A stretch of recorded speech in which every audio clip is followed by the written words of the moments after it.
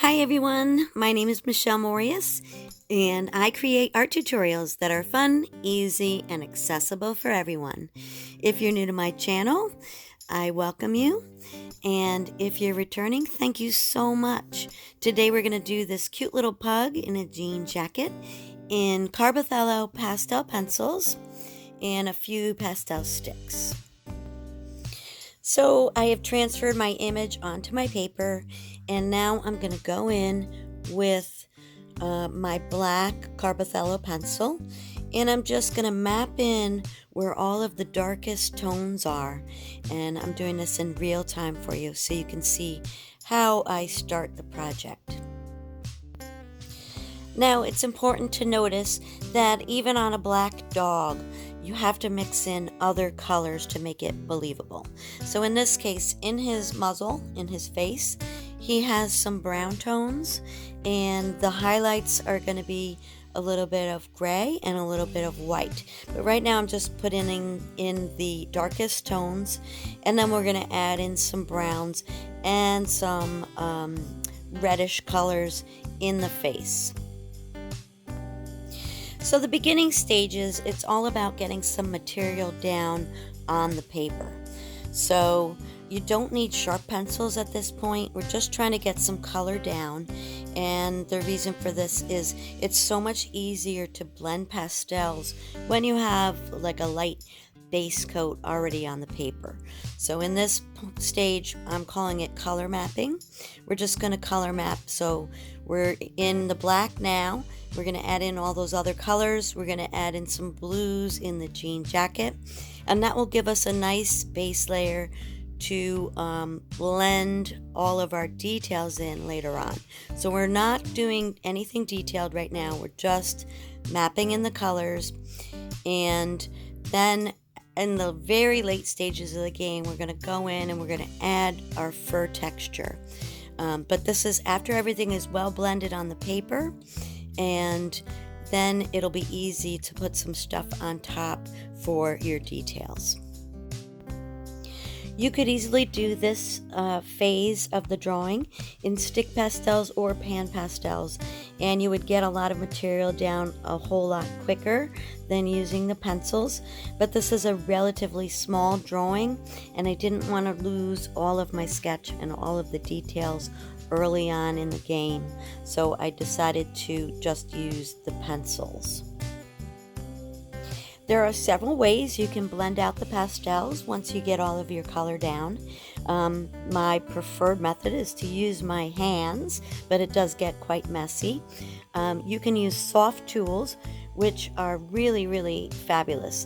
They're almost like a makeup sponge applicator. They come in different sizes and shapes, and those are really effective to blend the pastels. Some have a pointed end to it, so you can really get into small areas. There are rounded ones, and you'll see me use these a little bit later on once I get some more color down on the page. You can use makeup sponges, you can use Q-tips or cotton buds, whatever works for you. And this is really important because you want to be able to push the pastel into the tooth of the paper so it's not sitting on the surface, and this will make it easier to blend everything together as you put your detail stages on last. So you see me color mapping in the jean jacket, and we're adding a few gray highlights, and we're going to add some of that red and brown into his muzzle. So here you see me going in with the sponge, and I'm just starting to do my first blends, and you can see how it just smushes all the colors together in those areas where I blended, and we'll continue to do this as we go along until the end when we put in our fur details. I always love to put the eyes in kind of in the beginning because I feel like it adds a little life and character to the piece when you have something looking at you rather than just a blank hole where the eyes should be. So I kind of like to map those in a little bit in the beginning just so that I feel like he's gaining a little bit of character. So I manipulated my reference image. I'm making his jacket a little more blue because I find that the blue against the orange of the eyes really pops more than the color in the actual reference photo. And feel free to do this. You know, it's a artist choice to change it up a little bit. So, you know, do what makes you happy, and sometimes it adds to the piece to change up a few colors or add something unexpected into the piece by adding, you know, maybe a complementary color, which is the color opposite on the color wheel. And I found that by brightening up his jacket a little bit, it really makes the oranges in the face just have a little more life and a little more pop, especially with the eyes. So I'm adding in some more browns, and basically this is going to get blended in with the black. His face is quite dark, but it does have those other colors in it, so we want to make sure we add in. And you do see those base layers through there. I know that we're going to add black on top of it, but those initial base layers always show through a little bit and add a little bit of depth and life to the piece.